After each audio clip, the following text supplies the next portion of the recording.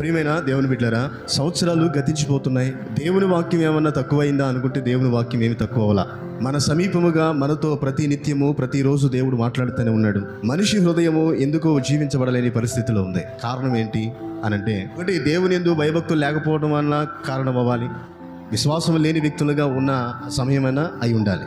విశ్వాసం లేకపోతే, దేవుని యందు భయభక్తులు కలిగిన జీవితం లేకపోతే హృదయము ఉజ్జీవించబడదు. హృదయం ఉజ్జీవించబడాలంటే దేవుని యందు భయభక్తులు కలిగి ఉండాలి. స్తోత్రం.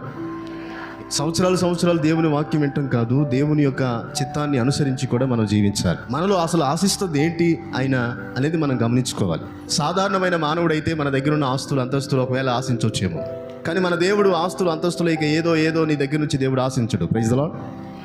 ఆయన మనకిచ్చే దేవుడే కానీ మన దగ్గర తీసుకునే దేవుడు కానే కాదు. కానీ దేవుడు కోరుకుంటుంది ఏంటిది మన జీవితంలో అంటే, సరైన అవగాహనతో కూడిన జీవితం, భక్తి మనం చేయమని దేవుడు కోరుకుంటున్నాడు.